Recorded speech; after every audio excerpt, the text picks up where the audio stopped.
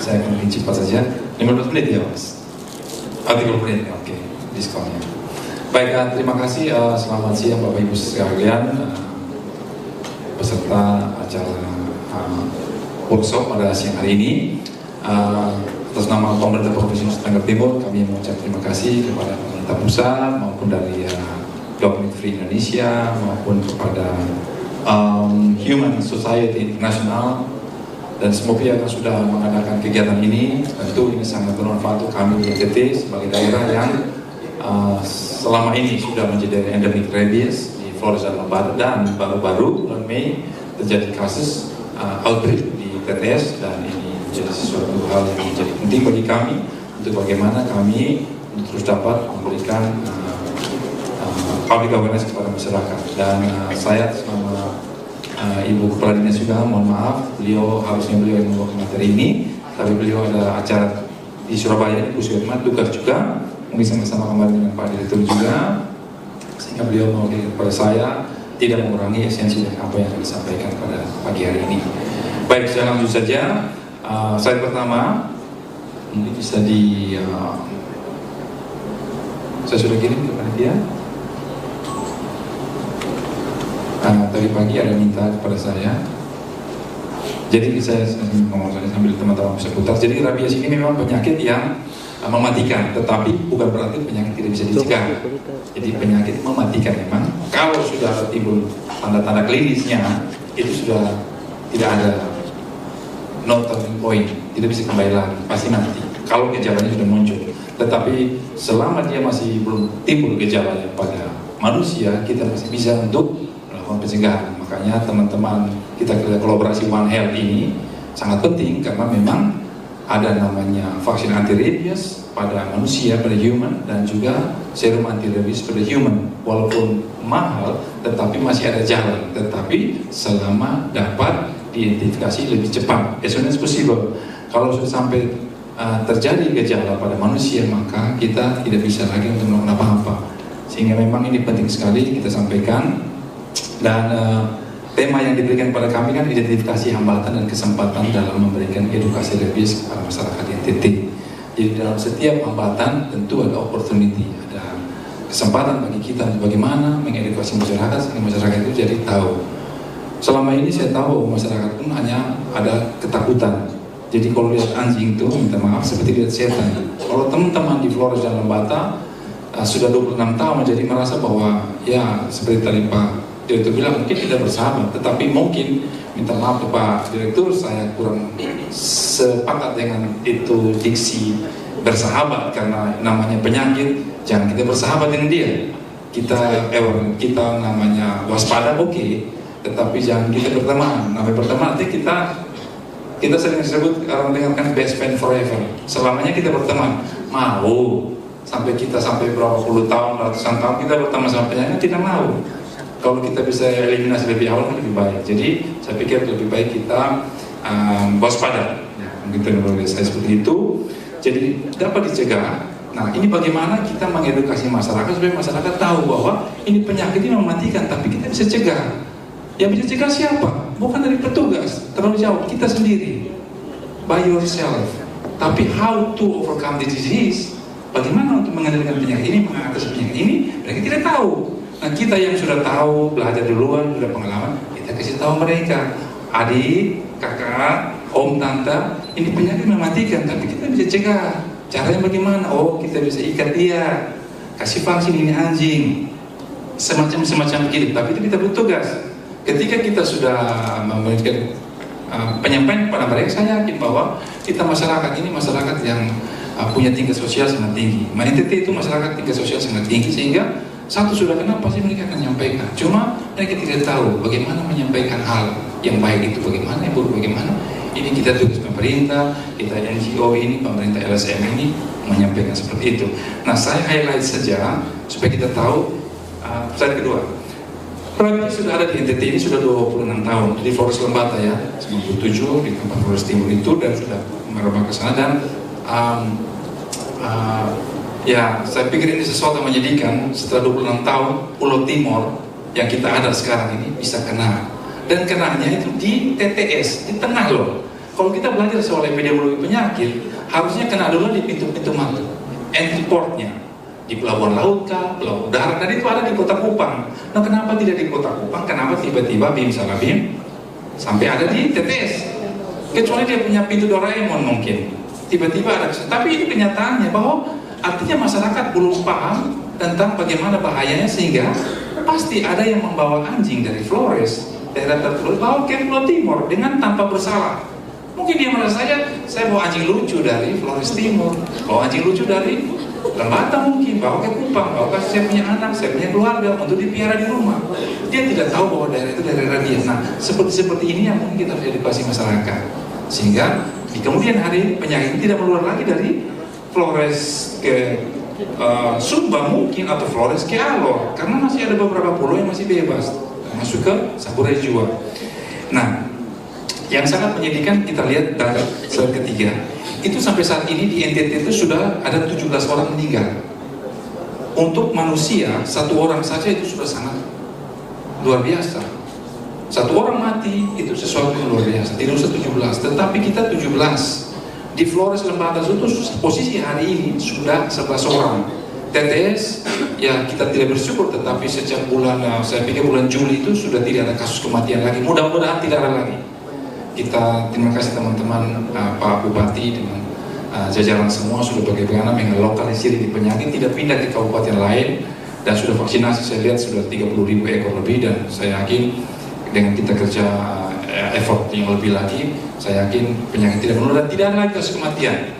Jadi kalau ada gigitan oke lah, namanya anjing hari-hari posisi normal pun anjing akan menggigit orang ada, tidak usah ada rabies, normal saya anjing gigit tiap hari ada, tapi jangan sampai ada kematian. Nah, 17 orang ini itu suatu hal yang luar biasa, tetapi kami provinsi kami sampaikan bahwa kami sudah melakukan yang bisa kami lakukan. Bapak Ibu tahu kita semua punya kemampuan fiskal daerah provinsi NTT itu sangat-sangat sempit. Kalau mau saya katakan bahwa sangat-sangat lemah, saya bilang mungkin tidak bagus, tetapi sangat-sangat sempit. Karena tekanan kita habis pasca COVID-19 itu, anggaran di pusat itu sangat-sangat dipres, refocusing sering terjadi, dan kita untuk penganggaran untuk kesehatan hewan itu sangat-sangat minim sekali. Sehingga bagaimana kami mengatasi kondisi seperti ini, karena ini kejadian terjadi bulan Mei. Anggaran sudah diketok palu dan sudah dijalankan, dan perubahan anggaran itu masih ditunggu nanti. Sehingga akhirnya kami meminta kepada pusat dan puji Tuhan dari pusat bisa kami juga mendapatkan referensi untuk menghubungi World Organization of Animal Health, WOAH itu, dan pemerintah Australia ya, Australia Aid bantu kita di NTT ini 200.000 dosis. Nah, saya kemarin bisa ketemu, saya ke Australia bisa ketemu sama teman-teman dari DFID, Department of Foreign Trade and Trade. Itu mereka yang kasih bantuan kita 200.000 dosis. Tetapi 200.000 dosis vaksin itu rabies tanpa operasional.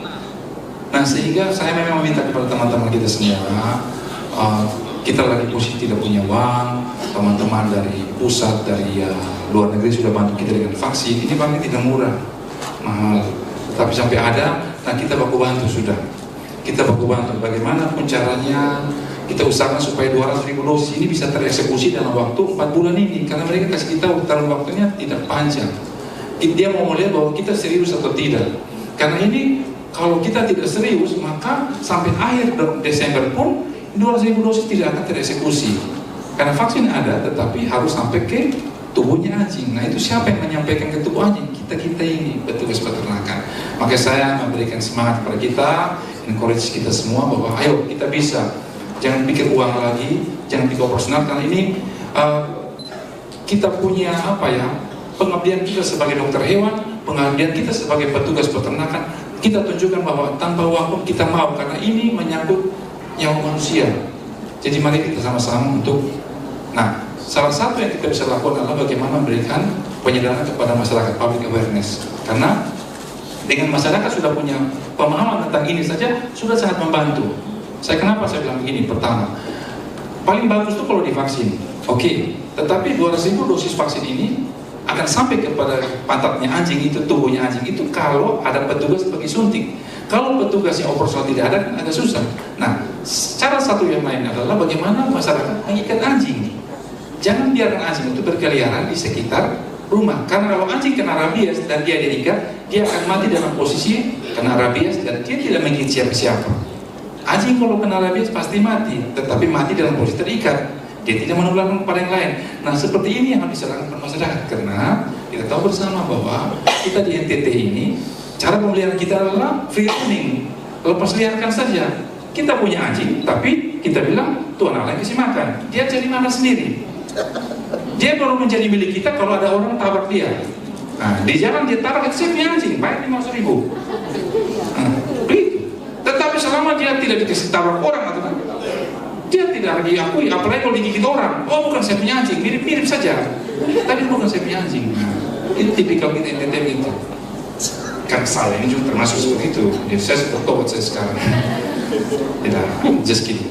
Jadi maksudnya begitu. Jadi bahwa kita bisa memberikan penyadaran kepada masyarakat seperti itu sehingga masyarakat bantulah dengan kita petugas, karena kami petugas terbatas. Tolong anjing itu diikat, ya jangan sampai dia berkeliaran. Kalau petugas datang tolong dikasih, karena nanti saya kasih tahu sebentar di belakang beberapa hambatan kami di lapangan seperti apa. Ada yang penolakan, nah, saya tidak mau saya punya anjing. Nanti kalau sudah divaksin anjing tidak galak lagi. Kan tugasnya dia jaga saya kebun. Kalau dia tidak menggonggong lagi, bagaimana? Bapak yang mau menggonggong. Seperti itu. Jadi maksudnya kita harus disampaikan. Nah, untuk soal regulasi, itu slide ke berapa? Slide ke lanjut terus. Nah, ini bantuan vaksin sudah cukup untuk Timor. Saya sudah cukup. Nah, saya minta maaf. Saya kemarin sudah ketemu sama dari orangnya di Fed itu, Departemen Luar Negeri Amerika, Australia itu. Mereka sudah sepakat untuk kita kirim, dan hari ini saya sudah kirim. Minta maaf, Bapak Ibu, saya sudah kirim vaksin untuk seluruh Flores. 99.000 dosis saya sudah kirim Flores. Jadi ada yang 10.000, ada yang 5.000, ada yang menolak saya kerja. Tidak masalah, yang menolak tidak apa-apa. Tapi yang menerima saya sudah kirim total 10.000. Tadi pagi kami sudah kirim. Mudah-mudahan nanti sore sudah sampai.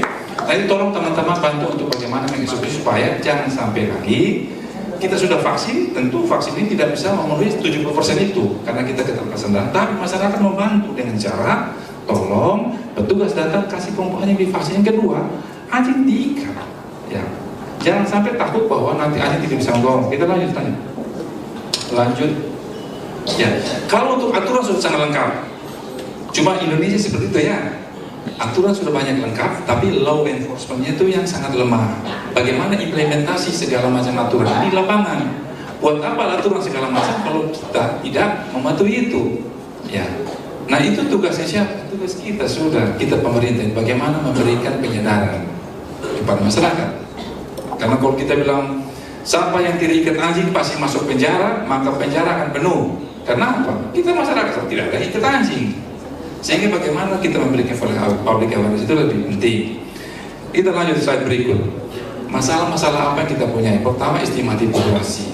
Ya, seperti Pak Direktur tadi bilang bahwa populasi kita anjing kita tidak tahu. Kalau populasi sapi kita tahu, karena kita data. Sensus ternak setiap tahun itu ada sensus sapi, sensus babi, ayam ada. Tapi tidak ada sensus anjing, karena anjing bukan hewan produksi.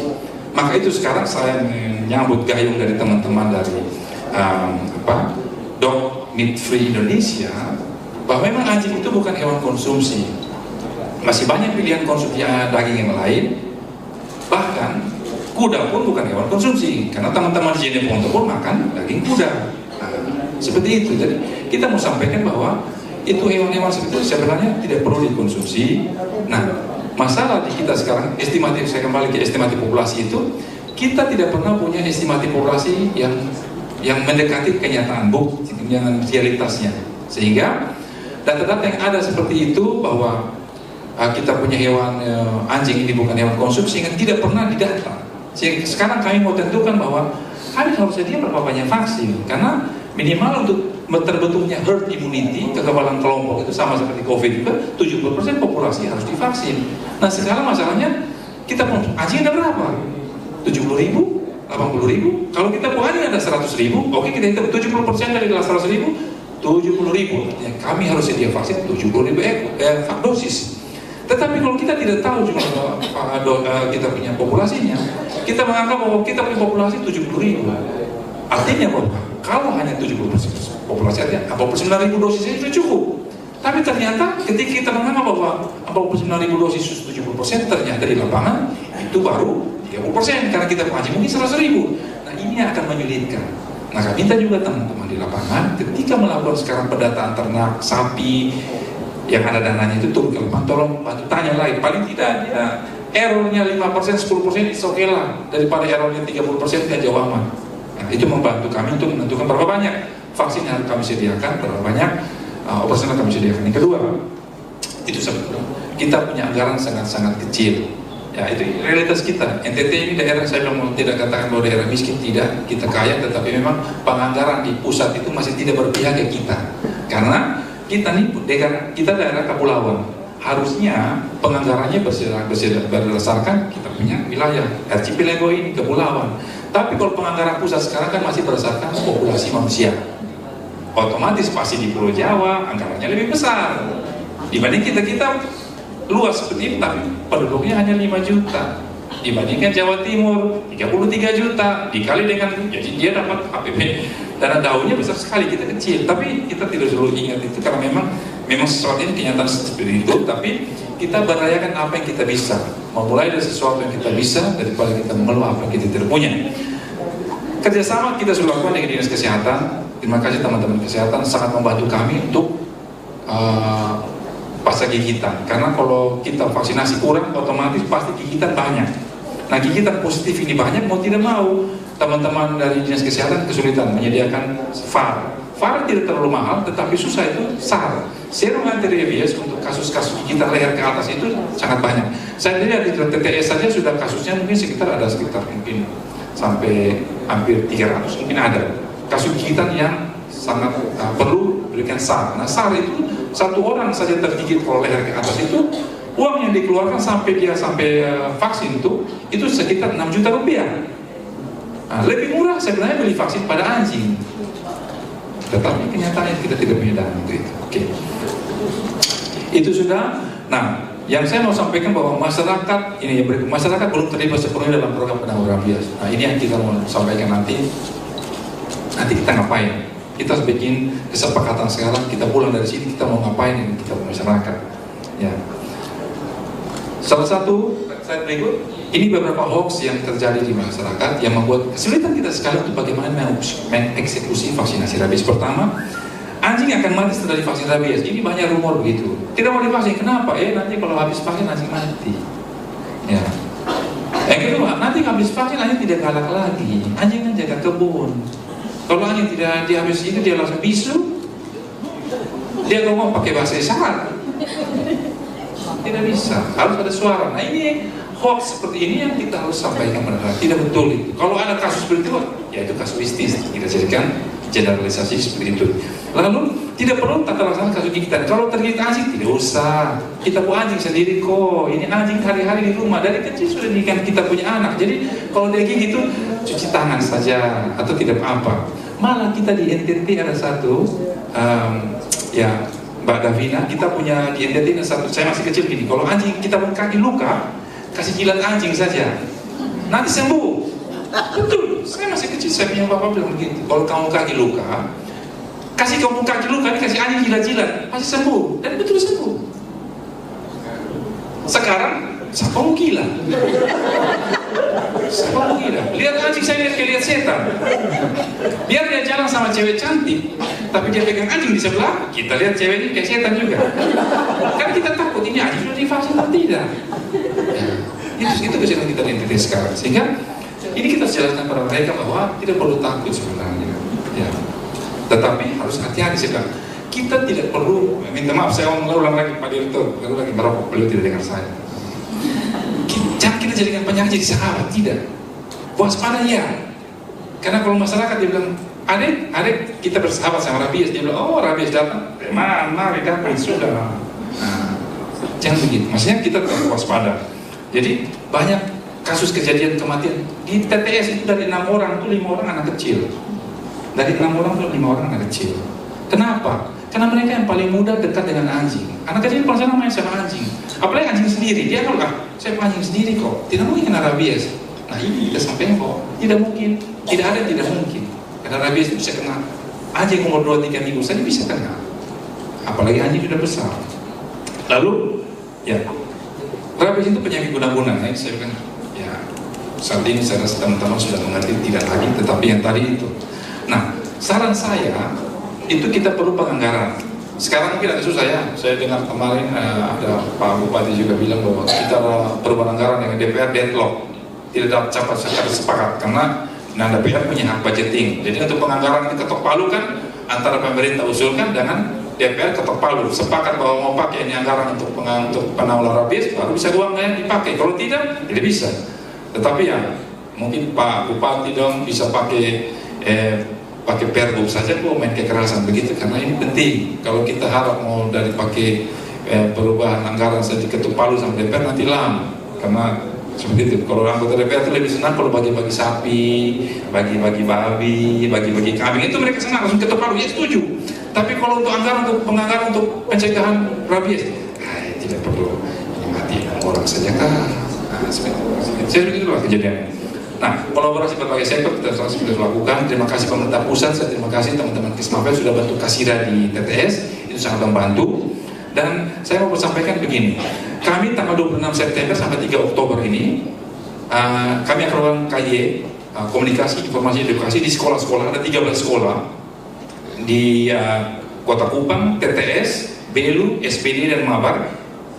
Targetnya 1.300 siswa di yang kelas 4 sampai 6 SD.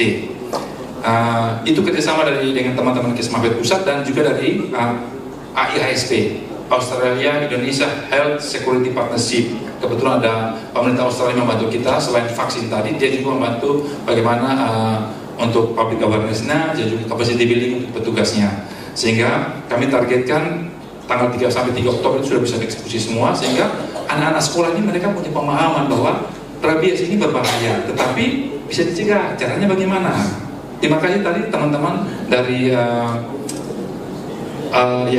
Dog Meat Free Indonesia sudah bagi kasih saya juga, saya sudah baca sebagian. Itu sangat bagus sekali, semacam buku kecil saja untuk anak-anak baca, tapi itu edukasinya bagus sekali.